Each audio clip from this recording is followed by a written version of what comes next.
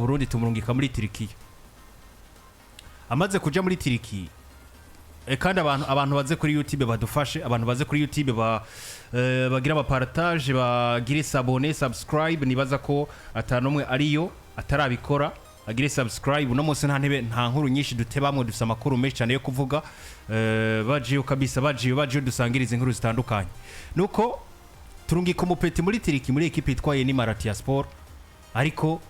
biragaragara ko agaciro ariko rahabwa muri equipe ndetse no muri Tirikiya katari kanini cyane. Mugabo aza gushimwa na equipe itwa Istanbul Basaksehir, bamuhaye umwanya hurayi no mumenyereza yamukunda cyane gose, amuha umwanya arakina n'igitsindo wanashimara n'agitsinda nitwara neza, biza kurangira yerekeje muri equipe itwa Ojusenise mu gihugu c'Ubufaransa. Ariko mugabo amatwa asubira ngo muri Tirikiya nyene barifuza kandi kongera kumusinyisha cyangwa kumusimbana. Ndavuga Yousuf Ndayishimiye. Ikibazo ca mbere nibaza ni mbega kuri Yousuf Ndayishimiye hageze muri equipe ya Ojusenise mu gihugu c'Ubufaransa, Edi yoba Mahitamwo meza kuri we canke urugendo rwiwe gusubira muri Tirikiya ariko arakina abasore batandukanye bananditse amatekano ku mugabane wa Afrika, harimwo n'abasore bakoze bigashimwa nka Victor Osimhen. Ihiganwa ryaciyemwe abakinyi batandukanye ba Meza ba Agira n'abandi benshi bagiye baracayo. Yoba ari pambi canke yoba ari pano bundi iri menti canke iri kuri gwa ruhanda nyine canke ahandu nyine kuri Yousuf Ndayishimiye. Bo ihiganwa ryo mu gihugu ca Tirikiya tuza gusangayo za Garatasarayi, tuza gusangayo za Besiktas, tuza gusangayo za Fenerbahce, tuza gusanga ekipe za Adana Demirspor, ekipe zitandukanye Eurosport, hari usanga ekipe ziba zihari. Ayo kabisa. Uno munsi ni higanwa ugereje kuraba uburyo abakinyi bakomeye bari kujayo, bari kuja mu zihe vango mu yihenzira. Nivyo uno munsi ugereje kuraba izina bitwa Victor Osimhen, niryo zina ry'umukinyi yadutunguye ava ku mugabane wa nako ava mu gihugu c'Ubutaliyano aja mu gihugu ca Tirikiya. Mugabo uravye uburyo eske yagiye mu buryo buwe, nubuhe buryo eske yarafise equipe bumvikana ari muri projet nziza ku buryo yahisemo kuva muri iyo projet nziza mu Butaliyano, mu Bwongereza, muri Espagne, mu Bufaransa, akaja mu gihugu cyane mu gihugu ca Tirikiya. Ikintu ca mbere iyo uri mukinyi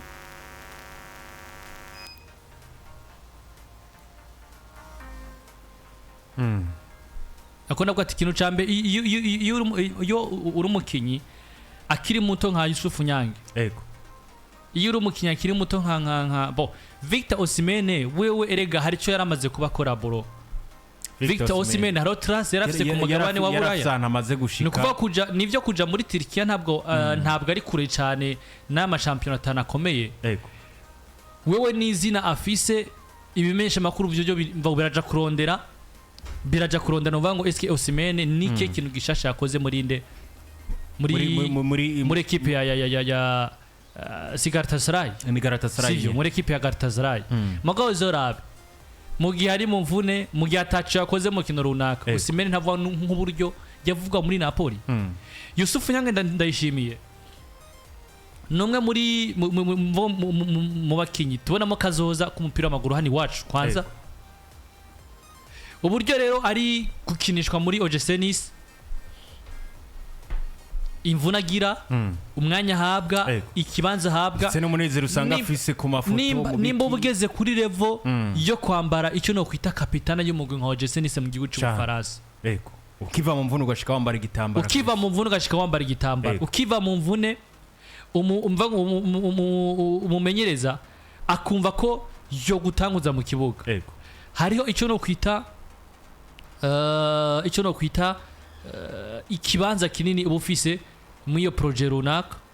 ikibanza kinini uba ufise mu iyo projet yo mugwe. Kuja rero muvanga mu gihugu ca Tirikiya, ça dépend na projet yo bagiyemo. Ça dépend na projet yo bagiyemo. Ariko projet yose nyene mvugira muri projet yose yoja muri Tirikiya. N'uburyo ari gukinishwa mu Ojusenise, ikibanza habwa n'umwanya habwa n'icizera muri vestiaire, n'ivyo amatsiko yubaka muri vestiaire ya Ojusenise. Yoba ari yo shwambi yo kuvuga ngo avuye muri equipe ya OGC Nice ngo agiye mu gihugu cyande mu gihugu cya Tirikiya. Muri rusange ni kuvuga kuri Yousuf Ndayishimiye kuva mu Bufaransa muri equipe nivyo ashaka kuja muri za Garatasarayi za Fenerbahce akaboneka muri akangamahirwe kuja muri Champions League cyangwa se muri inde muri Europa League OGC Nice uravye n'ubugira ikugendo no muzi ubugira kwigeza irafise ameko twabona muri amashampiyona akomeye ku mugabane wa Buraya kandi biragoye ko OGC Nice yoza muri shampiyona y'Ubufaransa kamara imyaka 2-3 itari kugaragara muri Europa League cyangwa se muri inde muri Champions League muri Champions League. Ese shampiyona yo mu gihugu cy'Ubufaransa sibyo shampiyona mvuga shampiyona mu gihugu cy'Ubufaransa na shampiyona mu gihugu cya Tirikiya nihe ushobora kwinjira ukavuga ati hano ninjiye mu ituta ninjiye muri pepiniere muri pepiniere biroroshe uno munsi mu gikomeye za Arsenal za Liverpool za Manchester City za Iceland za Inter yamigwi nuvuga ngo ikomakomeye ku mugabane wa Buraya yamigwi imvuga idasiba muri Champions League uri kubona uburyo bari kuraba abakinyi bakina mu gihugu cy'Ubufaransa cyane bariko barabasinyisha cyane bariko basinyisha cyane kuvuga ugusohoka ico cyaka kuva ugusohoka kuri mu Bufaransa kuratandukanye no gusohoka kuri muri Tirikiya si ugusohoka ko mutere visibility y'umukinyi ukoboneka Yousuf Nyanga aracari muto nivyo ariko arakora kugira ngo iyo visibility yiwe igira iki igiza higeze mvuga agira hageze rero kuca over mu gihugu cy'Ubufaransa mu gihe utari kubura umwanya muri projet ya OGC Nice mu gihe atari kubura umwanya muri projet y'uro mu OGC Nice mu gihe agifise umwanya mu gihe agifise ico kibanza muri no project equipe yose yoja mu gihugu mvuga equipe yose yoja mu gihugu ca equipe yose yoja mu gihugu cha Tirikiya nako yes mu gihugu cha Tirikiya je ndibaza ko yo barishwa itari nziza y'umugabo itari nziza kuri Yousuf Ndayishimiye nuko ku ruhande rwa dati shwa sinziza kuri Yousuf Ndayishimiye na cyane mu gihe Yoba ava mu Bufaransa erekeza muri Tirikiya ariko ku ruhande rwa bayizi equipe bivugwa muri kano kanya kuri kuramurondera mu bisazwe namubarije hamwe muri rusange nti ndabire muri rusange mbega Yoba ari shwa nziza kuri we aravuga ngo buri equipe yose yojamwe canke buri projet yose yobagiyemo muri Tirikiya bivanye naho equipe ya OGC Nice igeze muri kano kanya Yoba ari shwa itameze neza kuri Yousuf Ndayishimiye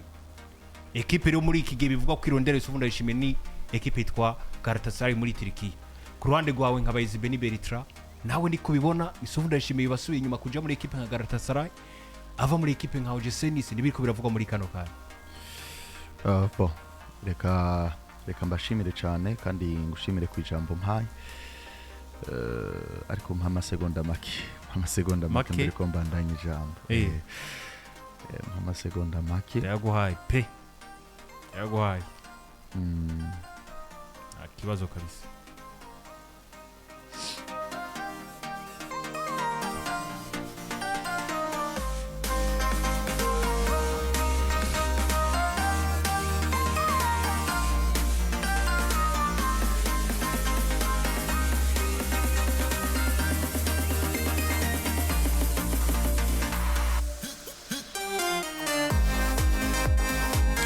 Yousuf Ndayishimiye kigatanya cyo Burundi mbonye umuntu kuri YouTube yitwa Rocky yitwa Rocky ni Rocky Kundava Rocky Kundava wono wiyitirira Rocky ariko ujya ni Kimomo ngira Kimomo abantu bagasobanuye nimwe muca mu byumva nuko ni kuri Yousuf Ndayishimiye niho turi mu ndanye kuza kuri YouTube baduterere waze kuri YouTube baduterere ndetse no kuri FM 92.3 naho biragenda neza cyane gose namaze kugaruka kandi mbashimire cyane ku kanya gato mwari mumpaye buriya yuza kuvuga ijambo rya mbere mu kiganiro kigiye kumara amasaha 3 birasaba kwikoaching cyane karirimbye Bruce Melody ntabwo hatiriza birasaba kwikoaching kubera ko iyo wenenye rimwe na rimwe hari gihuruha ukagira iki ugakoroka niyo mpamvu rero nabanje kubasaba nti mu amasegonda make kandi ubu bintu ni sawa cyane kabisa rimwe na rimwe rero mwari ko muravuga ku kintu ca Yousuf Ndayishimiye beshi batazira Nyage ni kimwe mu kintu kiriko kiravugwa cyane hano mu gihugu cy'u Burundi serito kuri transfer yiwe bariko baravuga ko ashobora kuja mu mugwa gwa Garatasarayi Garatasarayi muri Tirikiya. ariko mwibuke ngo Yousuf Ndayishimiye Nyage mbere yuko aronderwa n'umugwa wa Garatasarayi yari yabanje kuronderwa n'umugwa witwa AS Roma, ahubwo Roma igenda mu mugwa Nice kugira ngo bashobore kuvugana n'umugabo yitwa Yousuf Nyage. Bisa nkaho bidakunze canke bisa nkaho imiryango idashobotse yuko Nyage ashobora kuja mu mugwa wa AS Roma. Umugwa witwa AS Roma ucugenda muri Garatasarayi bakurayo umukenyi ashobora kuja gukina mu kibanza baronderamwo Nyage. AS Roma Nuko vyagenze. ni kuvuga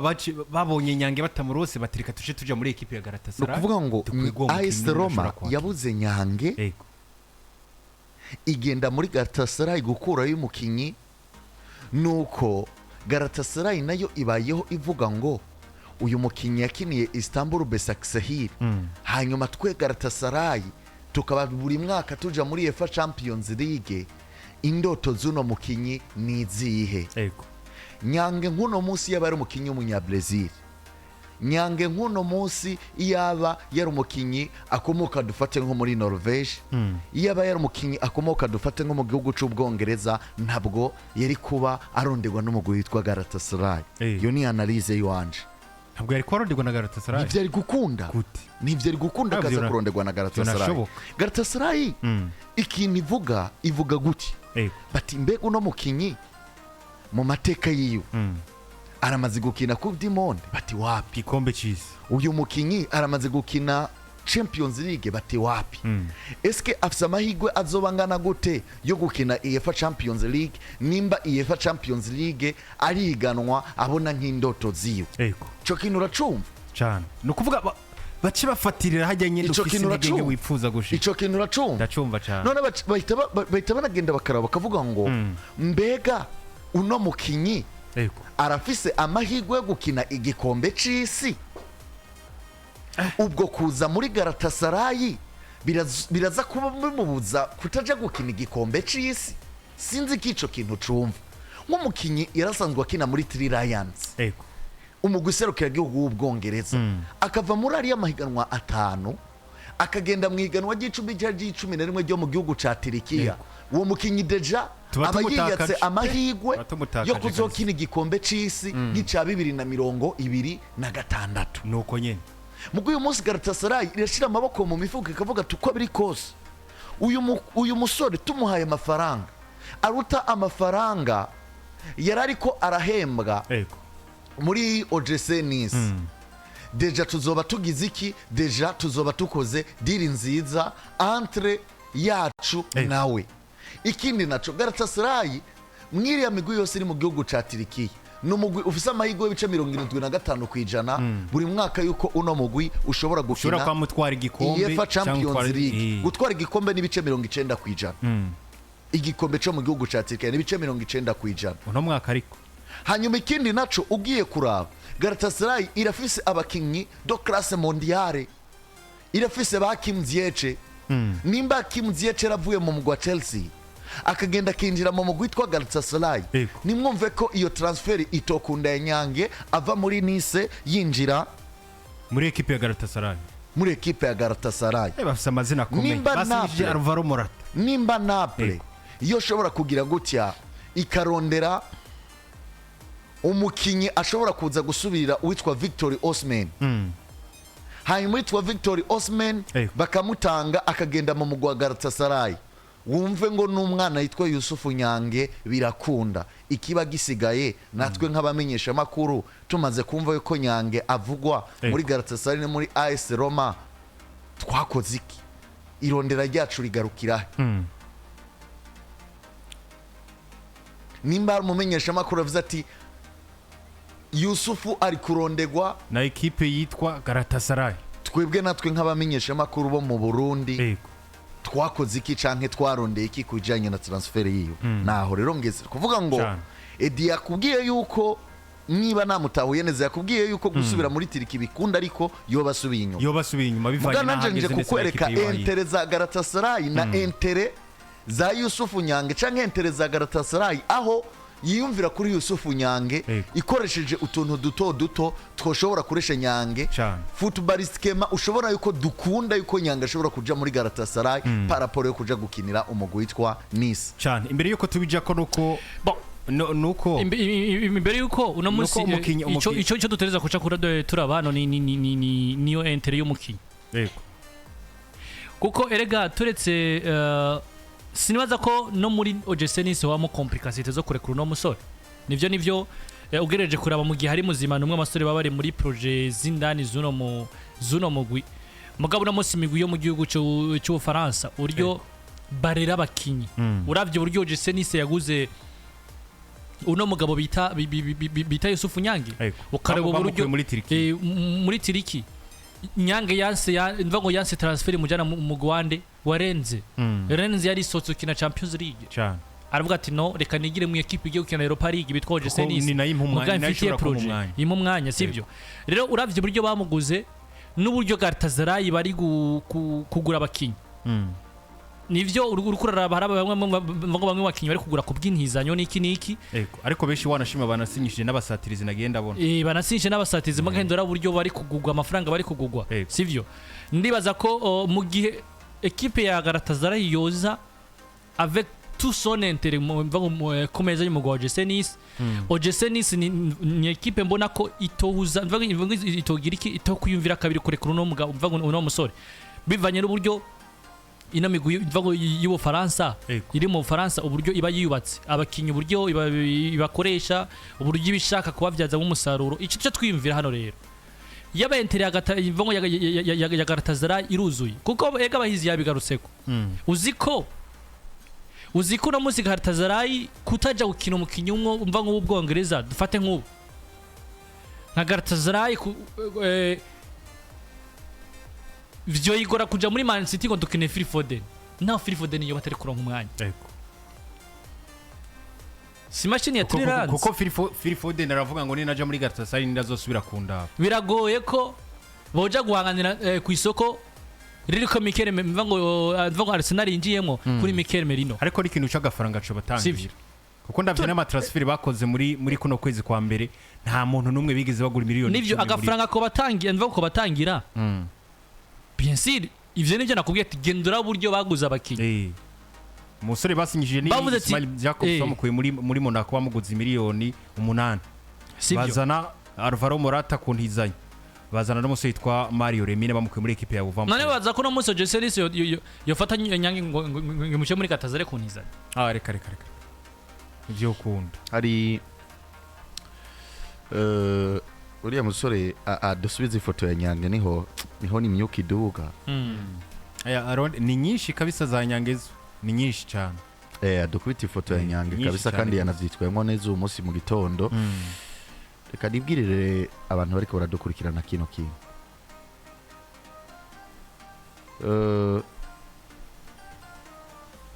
bavuga mu ruturuturu cyangwa mu gaturuturu naganiye n'umuntu ariko umugabane wa Buraya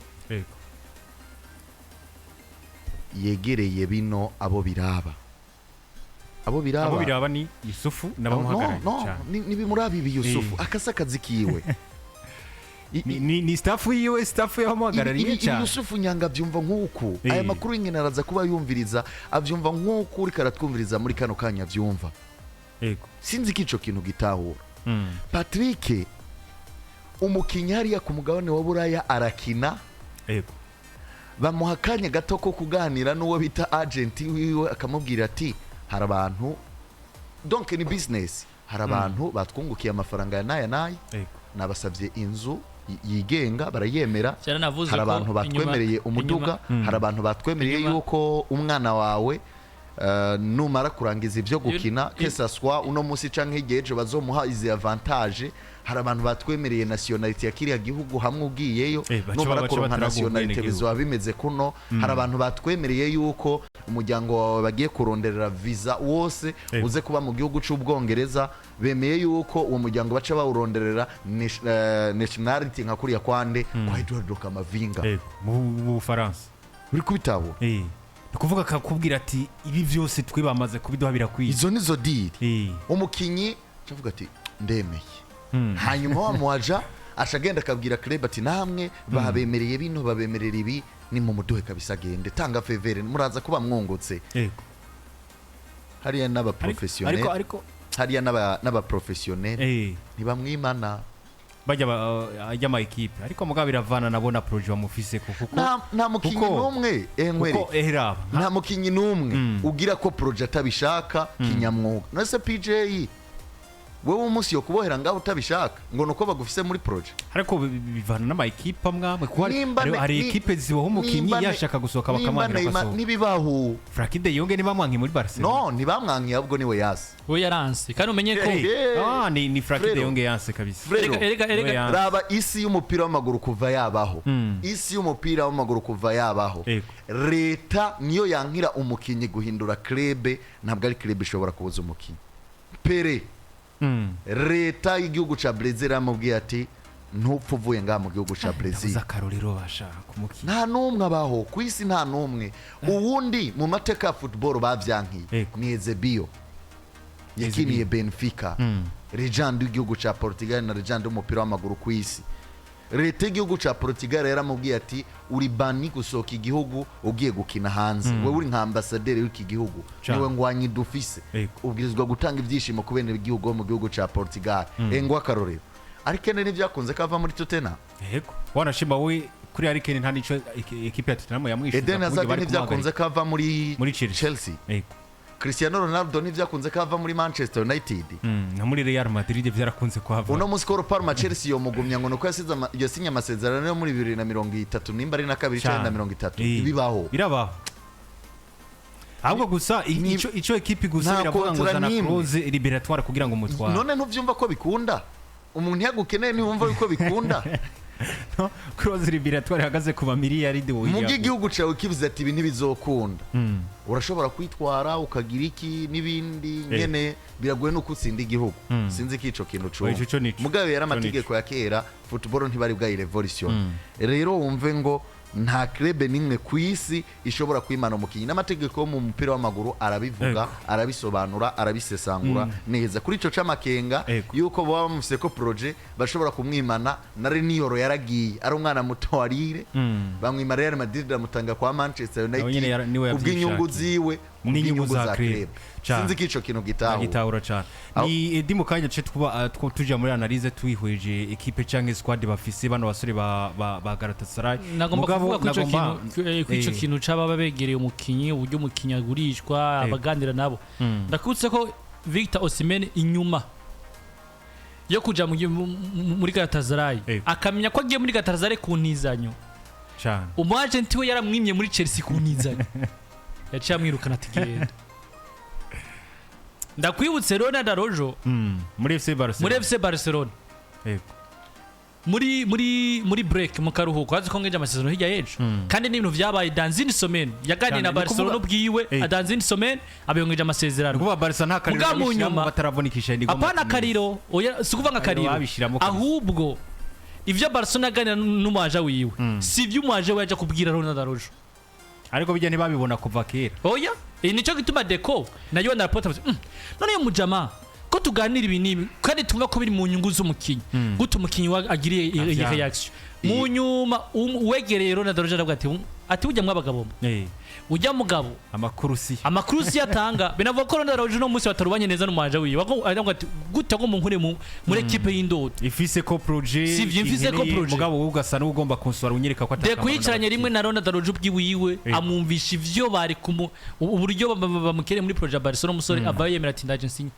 cyane imbere yuko tuja kure bayizi reka manze ndabimbwire ko kano kantu kugira ngo ntituze kwigwa turanakibagira wigeze kuvuga utera umukinyi equipe yamanje gusohora yitwa Garatasarayi irungika muri equipe ya AS Roma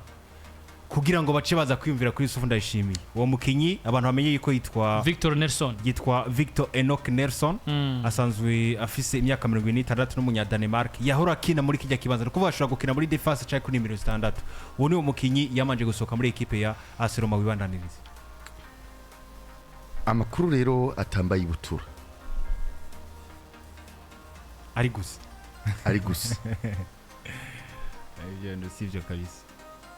makuru ari gusa yego ariko makuru ari gusa iyo ni breaking simva ko ari ikintu gitangaje abarundi kabisa abarundi ntimva ko ari ikintu gitangaje breaking news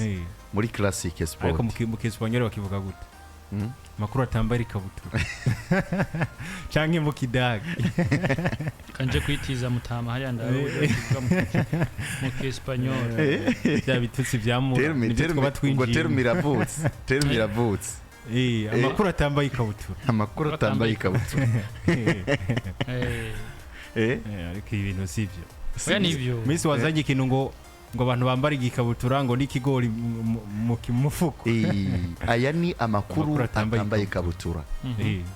Bahizi Beni Bertrand afise amakuru yuko Yousuf Ndayishimiye Nyage mu misi 15 iheze yarondowe nimwe muri club yo muri Big 6 mu gihugu c'Ubwongereza. Big 6 nimba iri muri Big 6 kano kandi niba mbeshe aka kantu mugafate mugaterure kuno mugashikirize uwitwa Yousuf Ndayishimiye batazira Nyage hama kubeshuze yarondewe no na equipe iri muri zitandatu turabe zitandatu za mbere Ubwongereza nizo ndimo nyene uyu munsi nabwiri muri Big 6 yarakorotse uyu hari mu misi 15 hari mu misi 15 muri Premier League muri Premier League 15 nyene turimo iyi misi 15 nyene turimo iyi nyene misi 15 were no musi urazano cha nitize nitiza ku munsi nitize ku munsi wa 10 hakarorero journée 10 oya journée ya 10 avuze harurimba no musi turi le 6 sivyo bamaze kubira harura kwera le 6 manuka gushika kuri 15e journée bro nako 15 jours inyuma alors le 6 le 5 le 4 le 3 le 2 le 1er hein le 31 le 30 sivyo ego le 29 le 28 le 27 le 26 le 25 le 24 le 23 raba journée yakinywe mu matariki ya 22 na 23 z'ukwezi kwa mbere cyangwa se 23 na 24 z'ukwezi kwa mbere iyo journée raba journée mu Kiswahili breaking news ngo ni noticias do última hora noticias do última hora ariko nadufashe rero abo bayizi pronunciation ikimuraba nadufashe itambaye ikabutura niyo ni breaking news rege itambaye ikabutura mu kwezi kwa mbere umagenekerezo ya 2025 equipe zari muri no kuvuga bakina umunsi wa 20 na kabiri na gatatu gutyo jeje fata ku munsi wa 21 erega fata ku munsi wa 21 erega muhavura mwiruhisha none si 15 journée no kuvuga Liverpool Arsenal Nottingham Forest Newcastle Big Chelsea 6 nihinduka Big 6 mu mateka ntigera ihinduka mu Bwongereza oya nihinduka ntabwo ihinduka muri football y'Ubwongereza Big 6 nihinduka nubwo equipe ikoroka iguma ari yayindi ani Big 6 ibihe byose Big 6 ijya Big 6 mwebwe nyene muzi yani kabase ndayibabwire ni Manchester City ni Manchester United ni Arsenal ni Liverpool ni Chelsea ni Tottenham ni Newcastle jenda kika nomboje ari Tottenham ashaka usanga ari Tottenham Hotspur no yoza ko ari Tottenham ni Chelsea none cyangwa Man City cyangwa ni Chelsea aya Pep Guardiola nawe niyo mpamvu diri usanga ari Chelsea burya diri zizwe gusa yivuki diri biragoye ni antira Nottingham Forest na baza ko ari Chelsea diri zikomakomeye ntabwo zija hanze ntabwo zisohoka ego zitarahera burya nasanze ama equipe akomakomeye keshi asohora ikintu mu gihe abona ko kiri imbere kiriko kigenda neza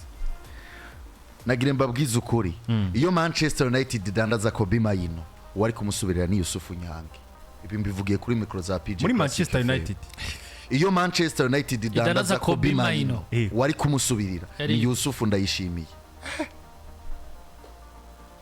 Biga wabona bari ko ravuga ati tugire tudandaza Alejandro Garnacho tugire tudandaze Prince Kobe Mayino wari kumusubirira none umusoro mu Burundi ko mutatubwiye ngo dusenge aje kwa Manu Kobe Mayino asohoke muri iki izi club zose ubona ziri kumurondera n'abaskuti bariko baravugana bati deal y'umu nimero 6 y'umukinyi dushobora gukoresha inyuma urana babarukisho bari kuvunika babande kandi nta mukinnyi ari kompra ashobora gukina muri aya defense makuru Manchester United aturuka ku mugabane wa Burayi Mm. ntabwo ari amakuru akomoka hano mu gihugu cy'u Burundi ndazi ko ari abantu bavuga Abantu mu vyumve bahizi ngo ni nakangwa harumumenyesha makuru bahizi- yabivuze ngo ni bahizi- ifonte ngo ni ivyagiziki bahize avuze ko mu mpera z'ukwezi kwa mbere Yego. mu gwa Manchester United wari kwiyumvira Yousuf Nyange ko ari we yoza gusubirira apana Kobe Maino kuniyumvira asohoka. Wari wamaze n'abamuhagarariye kuvyumvira. bari bamaze kumenyeshwa Manchester United ati ko yabona Kobe ko agasohoka uca winjira reka inkuru iravuga uko reka nohereza abantu baza kwandika yego kugira bayimwandikire nyene nibi nda suvyo Ibyo- abantu ibyo mwandika gucika. ja kuri page wandike ibyo abantu gucika. mwandike ko kubwa bahizi Beni Bertrand muri Classic Sport kuri PJ Classic FM mu mpera z'ukwezi kwa mbere Manchester United yabona ko umusubirizi mwiza wa Kobe Maino mu gihe yosohoka muri equipe ya Manchester United ari Ndayishimiye Yousuf Nyange umurundi amaze nubwo akinira umugwa wa Jesse Nice wanashima n'ibiganiro vyari vyatanguye kuba hagati y'abahagarariye no mukinyi Yousuf Nyange Ndayishimiye ndetse n'abantu n'intumwa kuva muri equipe ya Manchester United bica birangira rero intenderi isheshe ubufu kubima inaguma muri equipe ya Bihurira muri Manchester Man U. United ariko mugabo iyo project cyari Bivugwa muri re- Man U kandi ntabyo nzi iyi project cyari yo kurekura uno musore sindabahaye ko wandika none aho iyi nkuru yo bayizi bene turavuze ati nimba murufise amakenga ushaka yishikirize Nyange usanga Nyange atarabimenye oya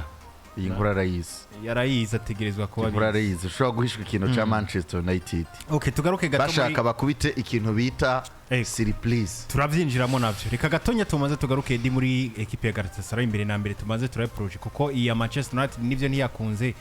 wanashima navyo turavyinjiramo kugira ngo tumanze twumve neza mbega niyo iyo aja muri equipe ya Man U navyo vyari kwava bigenda gute ariko mugabo tumaje kwinjira muri Garatasarayi tumaze turabe mbega squad za Garatasarayi zihari muri kano kanya kuri Yousuf Ndayishimiye wanashima ntibikibaye muri kuno kwezi kwa mbere ahubwo ibyo byose bya mu kwezi kwa gatandatu mu gihe vyuramuka bikunze mbega Yousuf Ndayishimiye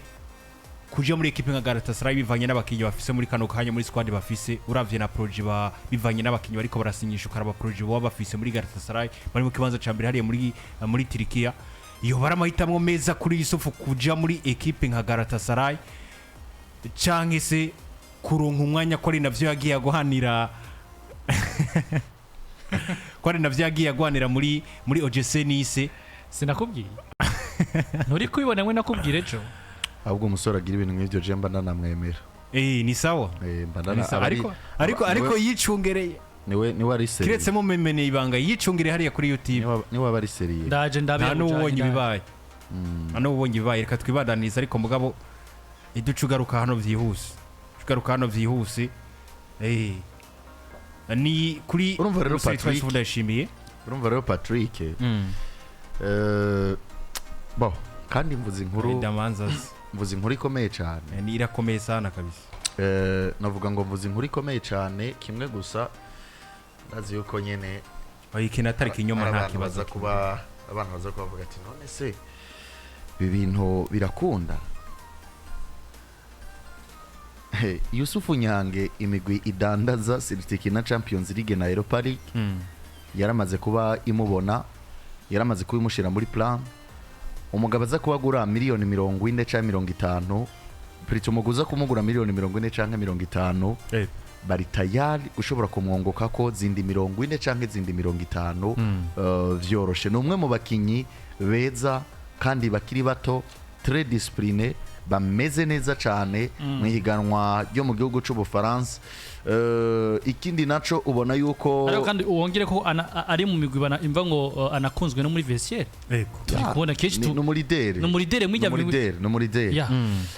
muri dere kandi ashobora gukina mu bibanza bigiye bitandukanye rero je nibaze yuko donc ndetse ivyo nibaza amakuru mfise nuko Yousuf Nyange atari hahandi nyene Garatasarayi yimenye ijisho kwimena ijisho uravyumva kwimena ijisho nyine ukiyita ikagenda igakura basi ikagura nk'uruzo Istanbul rurerure cyane tino rwa Nyange kuko birakunda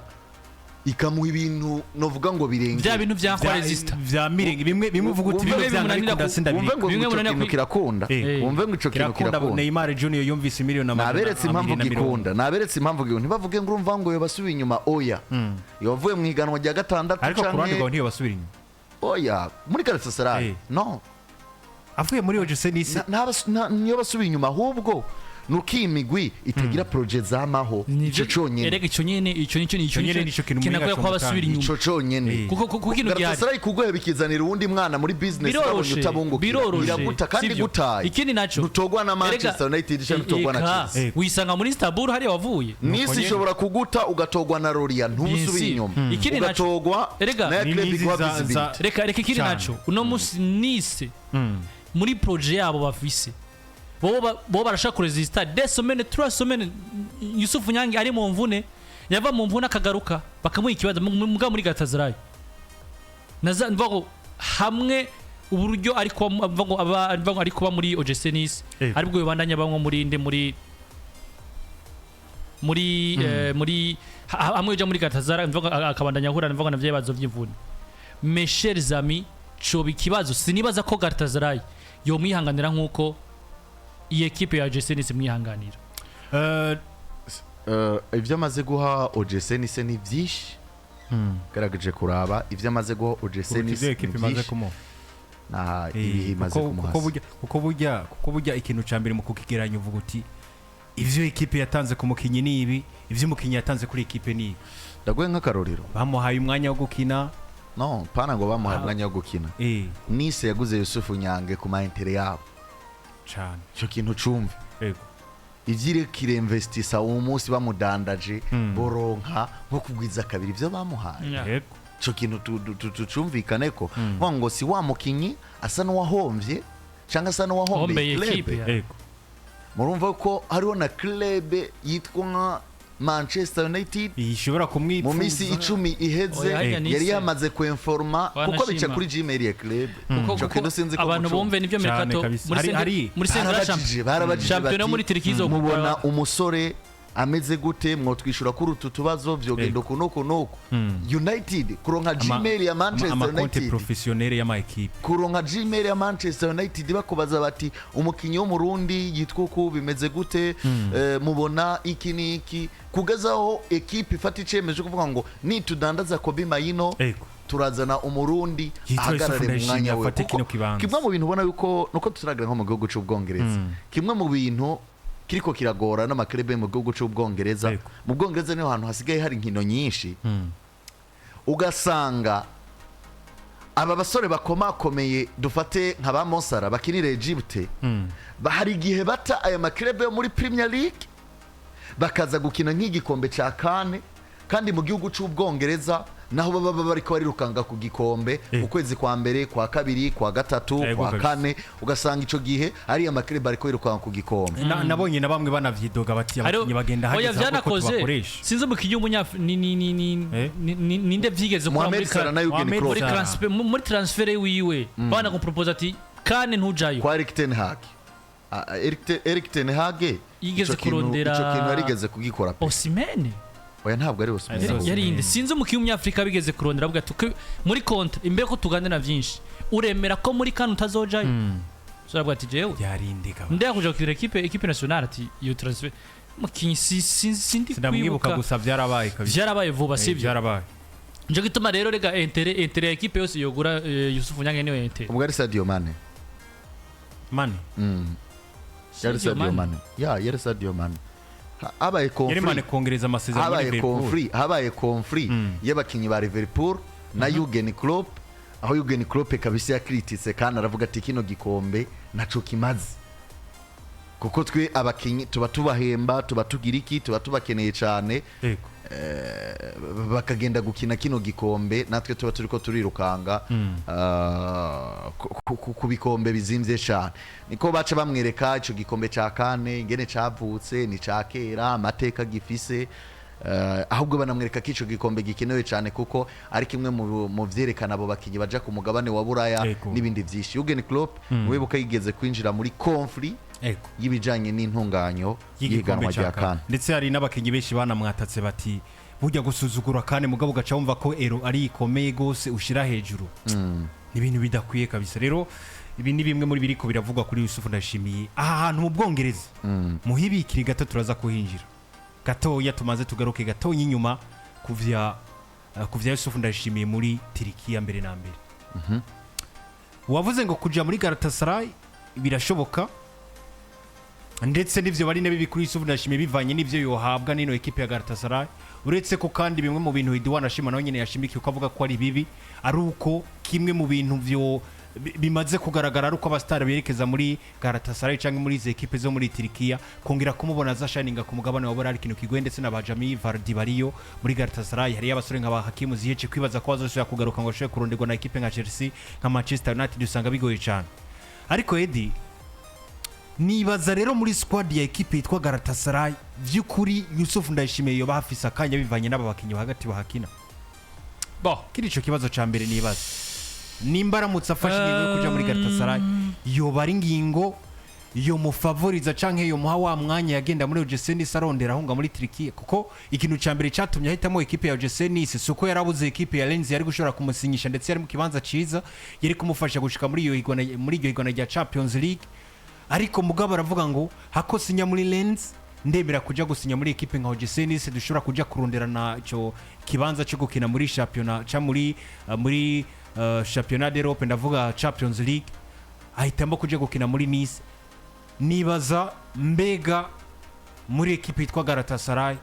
nimba yoshobora kugira ikintu yemererwa nino equipe cyo tuma yemera kujayo Yousuf Ndayishimiye yoshobora kuronka umwanya n'ikibanza mu bakinyi bo hagati ba equipe ya Garatasarayi bivanye n'amazina bafise. Ikintu cyose cha ikintu kijanye na n'ikibanza umukinyi aba ashobora kuronka mu kibuga bivana na projet iba aba yajemo. Ego uno munsi biri kuvugwa ko igituma Garatasarayi yasimbiye muri Nice nuko baratakaje Enoch Nation sivyo. Ukaraba none uno musore Enoch Nation wewe muri no projet ya OGC Nice yarafise ikibanza kiyi muga imbere yuko tuza kuba turabyo vyose ubanza kuraba eske hamwe zimwe muri poste Nyage ashobora kukipa muri OGC Nice zikinwa nabande sivyo. Iyi equipe imenyerezwa n'uno mugabo bitwa Okan Buruku. Ugereje kuraba Victor Nelson yari umwe mu bakinyi ba Axiare ngendegwa ko mu ino equipe yande batangura mu kibuga ya Garatasarayi sivyo. Ukacira imbere yabo equipe igomba gukina mu kenyero wa double Kasser Gabriel Sara hamwe na Demiribayi sivyo. Ariko karaba Victor Nelson abari kumwe na Bardkachi muri Axe imbere yabo ari Gabriel Sara ndetse na Demira. No kuvuga ko poste ya Yousuf Nyange uko biri kose kuyirondana ni muri abo bagabo bane sivyo. Inyuma yo gutakaza uno mugabo bitwa Victor Enoch sivyo, Victor Enoch Nelson, equipe ya Garatasarayi match bakinye n'umugwi wa no mugwi wa Ajax Amsterdam hari muri Europa muri Pays-Bas. Garatasarayi itsindigwa ku kibuga ca Ajax 2-1 bazanye Davison Sanchez Mina uno munyakolombia niwe bazanye mu kibanza ca Victor Enoch Nelson. Uno musore rero David Sanchez muramuzi Tottenham Hotspur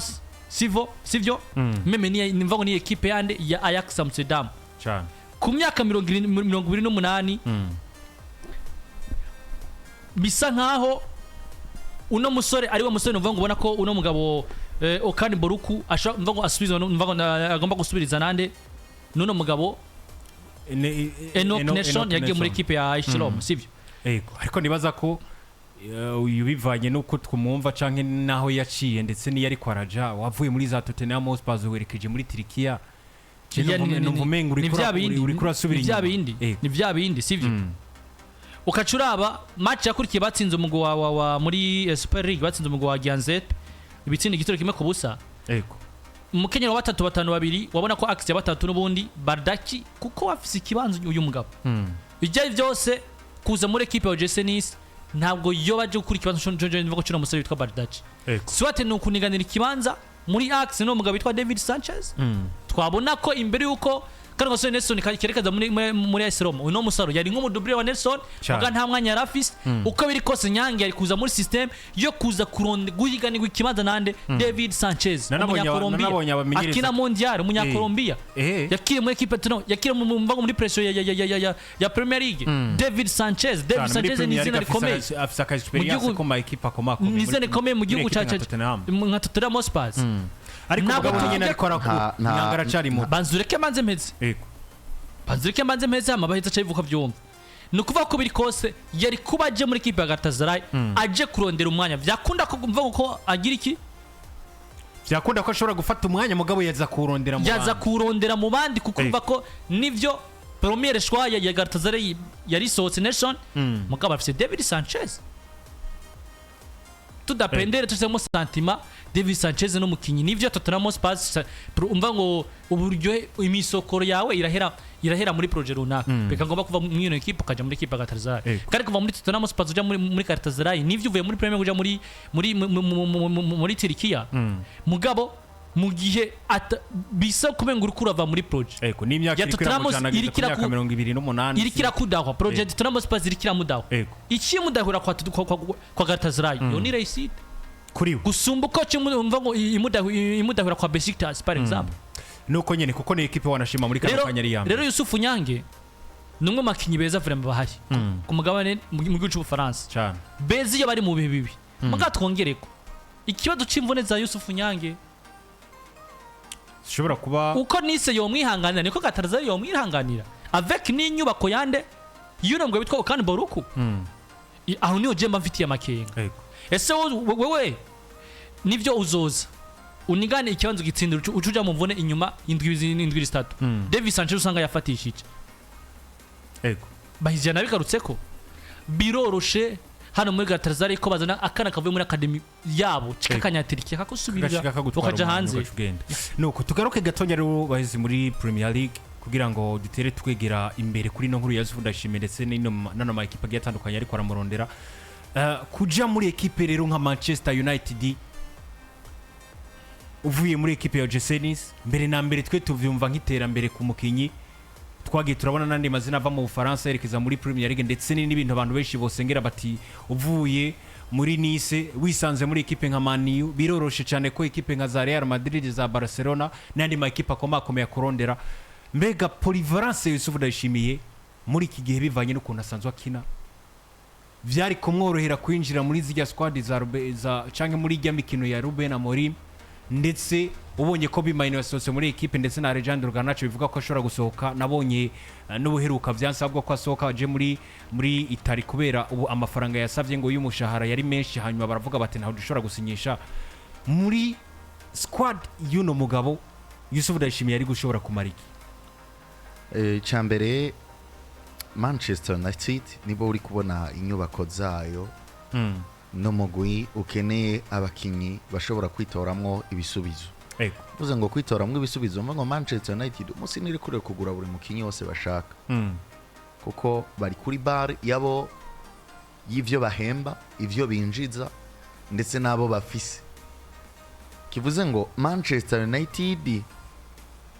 ntabwo ifise ubushobozi bwo kugenda mu academy ngo bakure y'abakinyi bifuza ataruko abo bakinyi badashoboye ahubwo nuko abo bakinyi bohavura bakoreshwa cyane Manchester United igasanga aho kubunguka ko ibahomvye ko ndetse abo bakinyi bacereje Manchester United mu nyubako zahazaza humugwi haruko nshobora kuvuga ngo mfise Rafinha ari mu myaka 28 biroroshe ko shobora kumwakompanya ko umugabo azwi ku izina rya Lamine Yamal inyuma ya Lamine Yamal ukavuga ngo hari umusore yitwa Jire Kunde ntabwo ari umwana arazi kakuze arazi cari kararondera mfashe generation mfise ishobora na kumarana imyaka 3-4 ntaguze uwundi mukinyi noneho wowe nk'umurongozi wa club ukavuga ngo uko biri kose nimba mwino myaka ine nzobe mfise Lamine Yamal nkaba ngifise Rafinha nkaba ngifise Lewandowski nkaba ngifise Pablo Torre nkaba ngifise Gavi na Frankie de Jong uko biri kose ku mwaka wa mbere tuzobura igikombe ariko ku mwaka wa kabiri tuzobigerageza umwaka wa gatatu nuwo gutwara igikombe ico genzo ca nsezera Lewandowski ce ninjizamwo iyindi tara kubera ko nzoba natwaye igikombe nzoba sa n'usa nk'umuntu atakintu ahomvye sinzi kico kintu cuma muri Manchester United rero ivyo bintu ntibishoboka pressure bariko bakinira ko muri Manchester United ico kintu ntigishoboka reka ndabikwereke yego Manchester United urukino baheruka gukina bakinye mani bakina Crystal Palace bakinye na Crystal Palace batsinda biri kubusa batsinzwe ibitsindo 2-0 no mugwi witwa Crystal Palace kandi hari ku kibuga bita Old Trafford. Impamvu Manchester United irondera umugabo azwi ku izina rya Yousuf Nyage icambere nuko uno mukinyi ku mafaranga ariyo yose yoshobora kugugwa ku mafaranga ariyo yose uno mukinyi yoshobora kugugwa ntabwo ashobora kuzimba Manchester United. Ikindi Manchester United iriga ikavuga iti Nyage ni dushobora kumugura si wa mukinyi azoza ngo tumuhembe ibifaranga by'agaciro bizotuma nubundi tuja kuri pressure yo kutagura abandi bakinyi. Kuvuga bikora kuri fair play finance ico nico cyane. Kuvuga ngo wumve ngo Kobe Mayino arikahembwa amafaranga menshi aruta yo Manchester United bohemba Nyage. Ico kintu coco tugombe tucemeranye. Ewana kuri cyane gose. Kobe Mayino arikahembwa amafaranga menshi aruta ayo Nyage yohabwa muri Manchester United. Nituvuze ngo Kobe Mayino araruta Nyage. Ya si Kobe Mayino. Igituma Kobe Mayino ahembwa menshi cyambere. Bamushira kuri menshi kuko bamudandaje bamudandaza menshi. Kuko kudandaza Nyage no kudandaza Kobe Mayino kwisoko ufise Kobe Mayino ahabwa menshi. Ico ni cyambere. Ica kabiri Kobe Mayino niba mushira ku mushahara mwinshi barazi ko bamukonveka kuguma muri Manchester United kuko na club ije kumurondera birumvikana iceyongera umushahara Kobe Mayino muri intérêt za Kobe Mayino nabamuhagarari n'urudandazwa ni business. Niyo mpamvu uzosanga Eddie club yararetse Onana mumukritika ikamureka ikaguma imuhemba ayo mafaranga menshi. Wewe igihe uje kumugura rero igihe uje kumugura uwo mukinyi n'umutesha agaciro warinze umutumbera baraguharurira kabisa. Yego kabisa baraguharurira. Naho hantu rero ndiko ndagusobanurira twinjire rero turabe Alejandro Garnacho n'uwitwa Kobe Mayino. Manchester United mwiki kimanza c'umusore yitwa Alejandro Garnacho barashobora kuhacisha umusore azwi ku izina rya Joshua Zirkizi mu gihe Huyurend yakinye nk'umwataka. Manchester United bari capable yo kuja kurondera uwundi mukinyi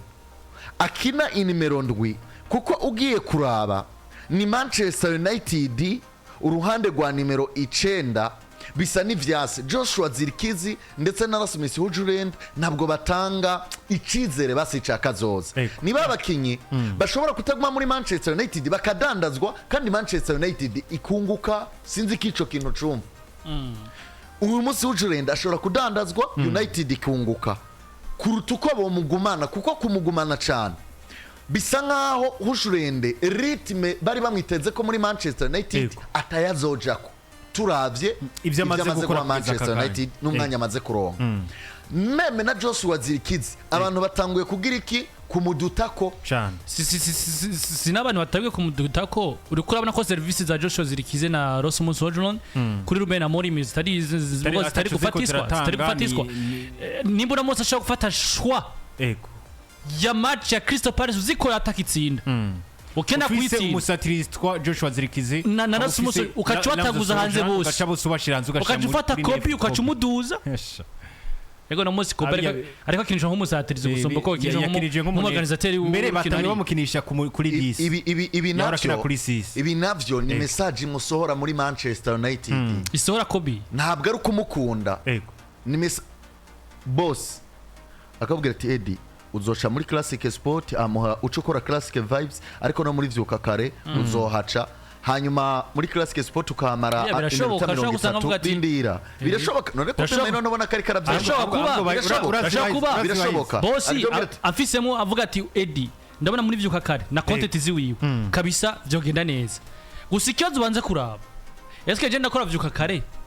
muri mbona yawe na classic sport aramemita oya ahubwo ikintu na classic vibes na classic vibes ndayikore umvirizana byahuye urukundo rwa bosi kuri foro cyane akumaze iminota 30 agaca gukurayo akaca kuja ntahandi umva ko nk'ubu kazobona boss araje hano kwino meza ati wewe ruhuka gato kubera ko ndagukene muri classic vibes uri muri no mood nyene uri muri mood nyene ati we ruhuka sohoka hanze uri ndagukene muri classic vibes ubundi boss kubera ko abaguhemba kandi umushahara atazokwima urabyemera muga mu mutima erega nayo mbwa tugenda wicare hajya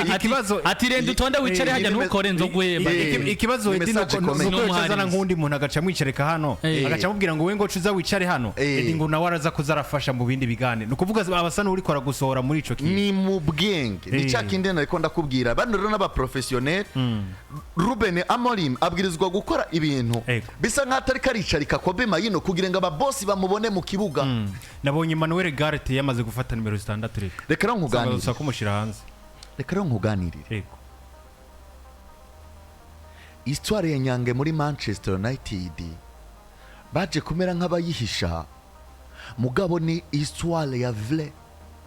kandi ugerageje kuraba barondeye Nyange bo muri Manchester United bakamurondera mu mugoje senise bari bamwize ko nukuvuga ngo Nyange ashobora gukinishwa ziriya nimero 3 siko ego cyane no muri Nice muri ijya je y'abatatu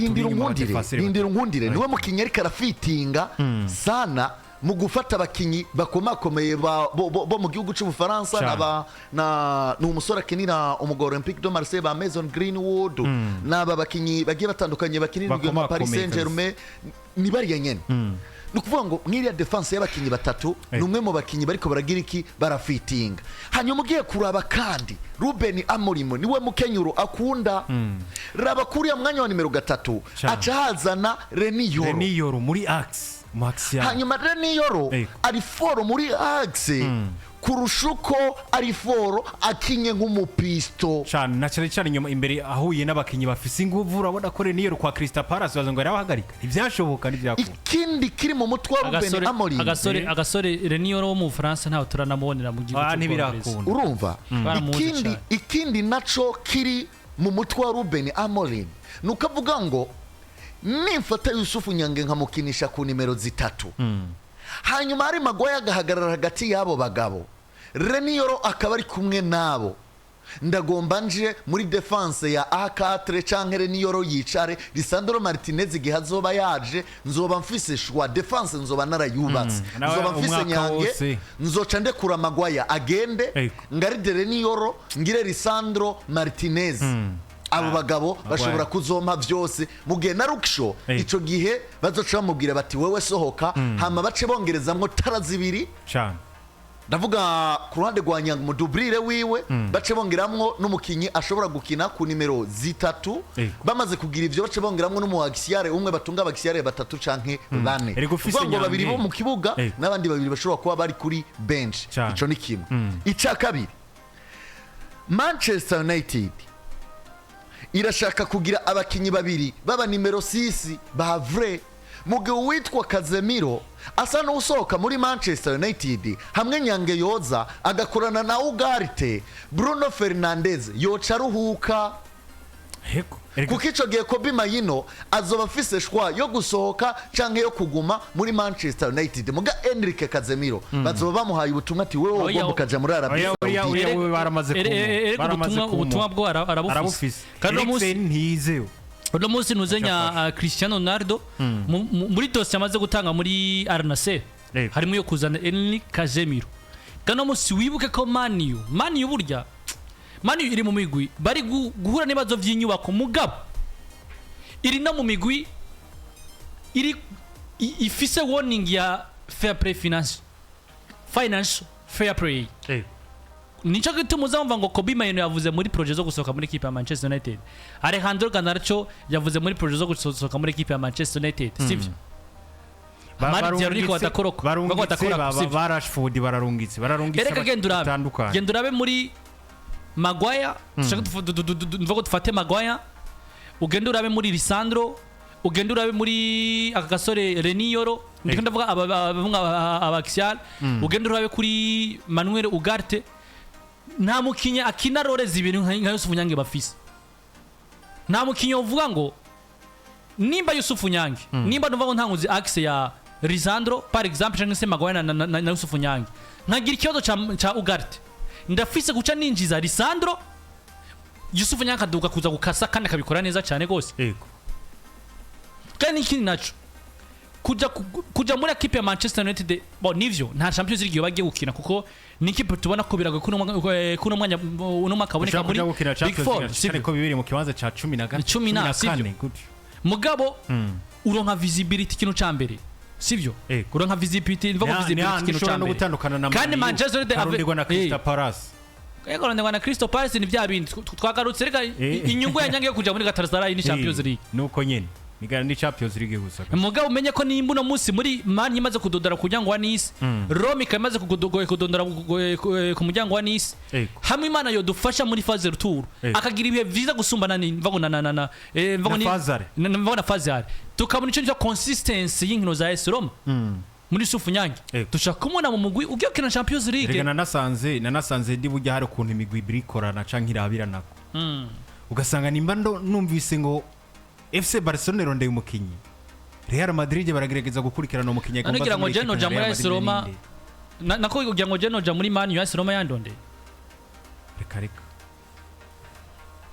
muri AS Roma Nyange rero araza ko yerekeza mu mahiganwa atanakomeye ntabwo aza gusohoka ari amahiganwa nabonye no kuri YouTube araza kwa kwizwa baraza ko aviza mu gihugu cy'Ubwongereza nyine nabonye no kuri YouTube wanditse ngo ntakwirikira ifaranga ngo ave muri nta faranga Garatasarayi ginshi yo mu Garatasarayi Yousuf Ndayishimiye icyo mureshesha nico mugani w'abahizi bimenya amaso bakamenya Champions League mugabo nakuja gukina Champions League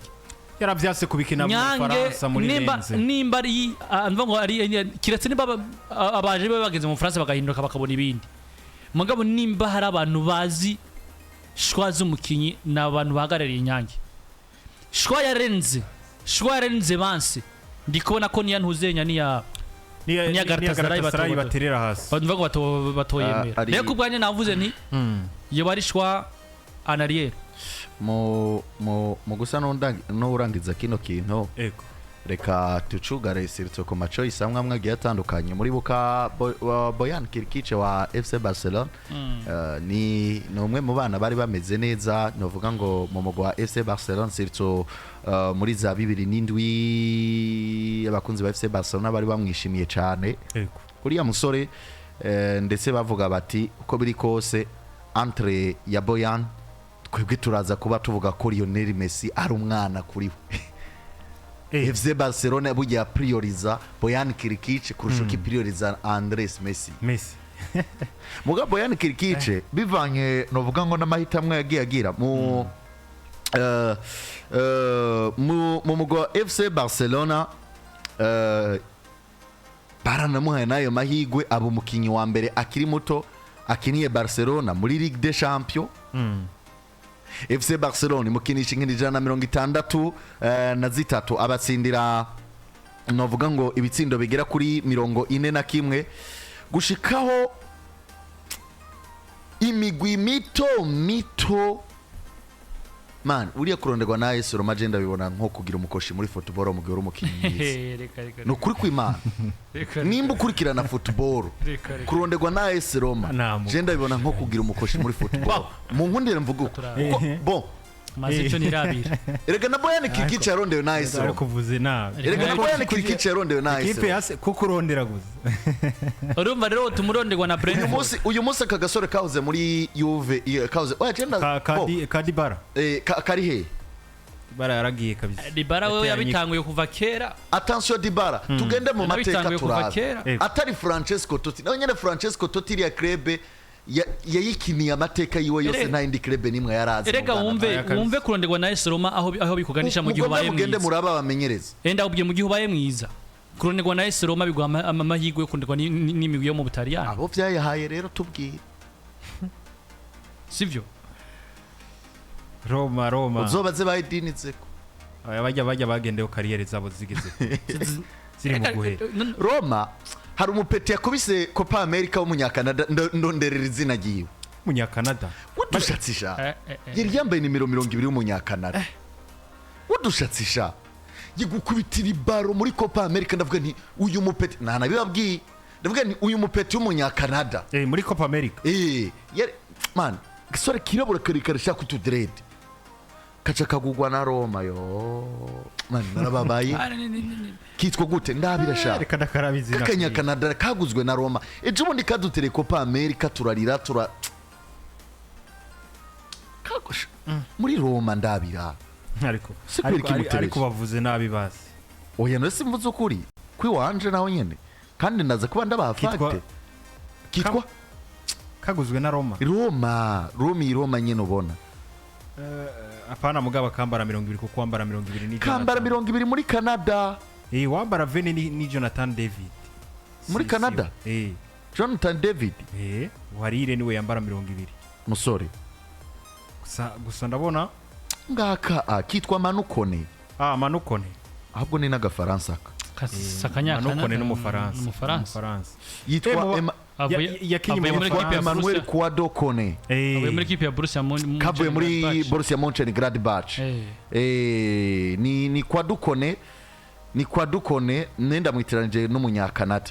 ariko umwana ku bantu bamubonye aca muri za Toulouse aca muri za Borussia Mönchengladbach numwe mu bana yarameze neza cyane ugiye kuraba muri Roma ibintu bamukinisha ni ibintu biteye ubwo reka tugaruke kuri Brian Cristante ku myaka yiwe 29 nana batami Abraham baja muri Milan baciye muri Roma Tami raba interview Tami nyene ku munsi w'ejo yakoze kuri Roma nta kibazo mugabo ni soko kana gasore ukwezi kwa mbere agasore bitwaza Lewiski nikavuye muri Roma kaja muri mboni ya Inter Milan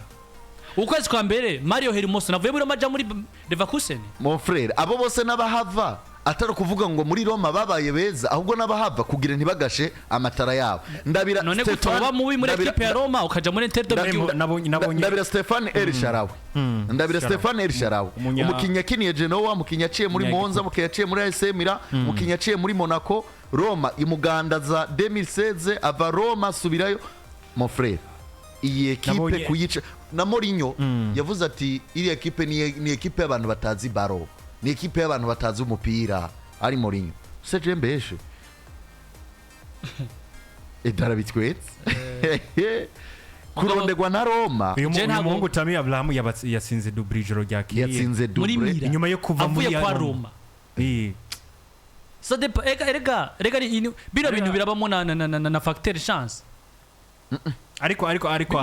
urabona akazi equipe zakoze kabisa urabona akazi equipe nk'ubu umuntu avuye muri equipe ya Real Madrid asohoka ndabona yuko vyanga bikunda nimba ari muri ya equipe ya na uva muri Madrid akaja muri Como sibisanzwe nibo ndabona yuko bakina bakuru muri Madrid baja no mu bikomeye uretse wanashima Martin Odegaard nabonye yagiye muri equipe ikomeye canke yasoze muri equipe abandi birago iyi equipe uzora mu mateka yayo kumumenyereza Fabio Capello yamenyereje Real Madrid niwe aheruka gutwara ikintu bita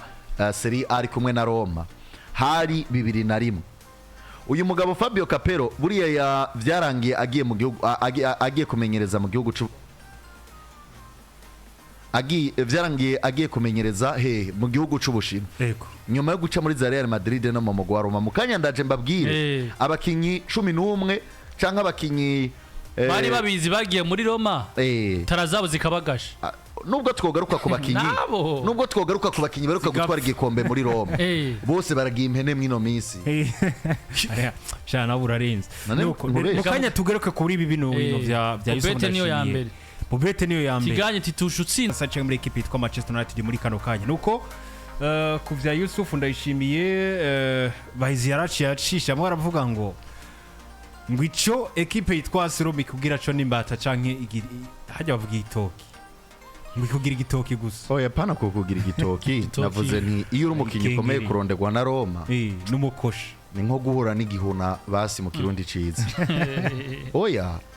mbabwiza ukuri nariko ndababwira burya buri ibi byose byatanguye mbabwira amatara agiye atandukanye nka Boyan Kirikici yagiye arapfira muri ndakwereke nk'ikintu kimwe kuja muri Roma murabe Batistuta mbega kuva avuye muri Roma ko yari umukinnyi ameze neza byagenze gute kuko ndibuka Toti bamubwira bati wifuza tukuzanira umukinnyi nde kuko harabo bariko barakenana bari bagiye yavuze ati nimunzanire Batistuta nivyo baratwaye igikombe eske Batistuta we ko yavuye ava muri Roma ageze muri Inter byaciye bigenda gute murashobora kurondera akazi ka Roma kari kagenze neza murashobora kurondera abakinyi bitwa ba Montera nyuma yo gutwara igikombe ari kumwe na Roma canke nyuma yo kumara sezo zigera ku 8 hafi 9 ari kumwe na Roma buriya yaciye aje kwa Fulham arangiriza mu mugwi witwa Sampdoria kandi yatwaranye igikombe na Roma turondere umugabo azwi ku izina rya Zebina nyuma yo gutwara igikombe ari kumwe na Roma yaciye Juventus ahaciye yarangirije mu mugwi witwa Kane mu mugwi witwa Kane mu Faransa mu cyo ca kabiri niyo wibereye rero ibisi ngomba kubigaruka ko nariko ndabereka combien de fois umugwi witwa uwo Boyan Kirikici bari donc FC Barcelona yabona yuko akomeye kurusha Lionel Messi yavuye yiyunga nuno mugwi jewe ntigera nemera na gato mu bijanye n'ibi vy'ama transfer arahava agenda mu mugwi witwa AC Milan acaja muri Ajax Amsterdam acaja muri Stoke City acaja muri Mayas acagenda muri Alaves acagenda muri Montreal yongera jana muri Vissel Kobe kurazana umwana wacu ibintu byose nakubwiye ko ça dépend naho projet y'umugwi bihagaze nibigeze no munsi nibyo asira maso umugwi ufise projet zikomeye mu gihugu cyo Butaliyani Muri yavuze ati ni kirebe y'abantu batazi umupira mugabo nivyo hari bamwe bakinyi tarazabo zaheze mugabo menye ko nenda kubaza nimba equipe ya Spinazzola imujana muri equipe ya Napoli amaze ushika muri Napoli yabaye umukinya ameze gute winyiye muri equipe ya Spinazzola Enrique Mkhitaryan acara hava Enrique Mkhitaryan abo bose bavuye muri Roma baca bita batwara ibikombe kandi n'ubu aho bari ni bakinyi ngendegwa none numva ko none bavuye muri Roma bamuritswe neza na equipe ya Roma ngahe hari umukinya gugwe miliyoni 50 ava muri Roma aja mu yindi club ariko Roma iragurisha umukinya miliyoni 100 Mourinho yanavuze ngo Manchester yigeza turumva ko equipe ya mbere mbi yabaye ni equipe yitwa Manchester United bien sûr ese Mourinho umushobora reka twibere ku Yousuf Ndayishimiye nyava muri Fenerbahce uzokumva yavuga turi ku Yousuf Ndayishimiye rero nono musore w'umurundi peche mu bayedinze ko biriko biravuga ko ashobora gusinya muri equipe ya Manchester ndetse yanarondewe cyane nono mugwi mu kwezi kwa mbere kugira ngo aze gusubira umusore twa Kobe Mainoo biza kurangira Kobe Mainoo yigumiye muri equipe ya Manchester United rero ngo kubwabayizi Beni Bertrand niho vyapfiri ariko birashoboka cyane ko twongera kandi kubona Yousuf Ndayishimiye aje mu wundi mugwi atari Senis kandi mu magana watana akomeye ku mugabane wa Burayi Yousuf Ndayishimiye afise quality zimwe ku ruhande rwanje nanje nkuko bano basore bagenzanje bagiye barabivuga afise quality zimwe zari gukunda canke zari kumwemera gukina muri G ya Manchester United ndavuga G ya batatu inyuma ba defenseur batatu inyuma kuko ni wa mugabo ashobora kuza gufasha kuri nimero 6 mu gihe babuze Emmanuel Ugarte twabonye bazana Eriksen ukabona yuko bariko barapaca ukabona bazanye Casemiro we ntigishoboka rero kuri Ruben Amorim byari kumubera shwanzi za ku ruhande rwanje kuzana Yousuf Ndayishimiye kuza kumufasha kuri 6 ndetse no muri defense yiwe ashaka gukinisha ya batatu ivyo no birangize buriya Jengire Sevure mumbwiye ko Nyage yoja muri Roma ntango ibintu vyo gusevura canibuka nk'umukinnyi nka ba Boyan ba Mahitamwo Ben Arfa nyuma kwibuka Mahitamwo Ben Arfa nkibuka umukinnyi yitwa Freddy Adu aho usanga atanuzi Freddy Adu nawe nzi kabisa Freddy Adu yavuye aja muri za MLS aciye muri za Benfica Freddy wo mu gitabo aca nibuka Ricardo Quaresma nkibuka Jesse Rodriguez sha inshuti yanje Oscar muri Chelsea nkibuka Gianelli Ambura uramwibuka wo twita Imbura nkibuka Emre Mor agasore bita Emre Mor nkibuka Jack Rodwell aba n'abakinyi bose bari bisu ahantu bari Stefan Elshanawi umunsi ari kwa Roma yamugize ipfube Paul George Ntepe Alexander Pato aba bose n'abakinyi bari bateye ubwoba kwa Villarreal, Robinho, ariko na Roma nubwo Adriano bacimwe abakinyi beza kandi wanashima bamwe Uribuka bakanahereza Abu Dhabi muri Arsenal n'umunya Munyafrika hagiye ava mu gihugu ikeka uribuka Yohani Kurukufu namubonye mu myaka yiwe ya nyuma Antonio Cazano uti rero ku bwawe kuja muri Roma ko bari gusubira inyuma cyane inshuti yawe Jeremy Menez Creberson Anthony Tarek umusore yakiniye Liverpool kicambara Kasbeck Anderson n'abandi benshi mu frere bagiye batandukanye baciye muri Roma Roma ifisemwo nka batandatu muri aba navuze kipe mbi mu mateka mu bijanye no kugura abakinyi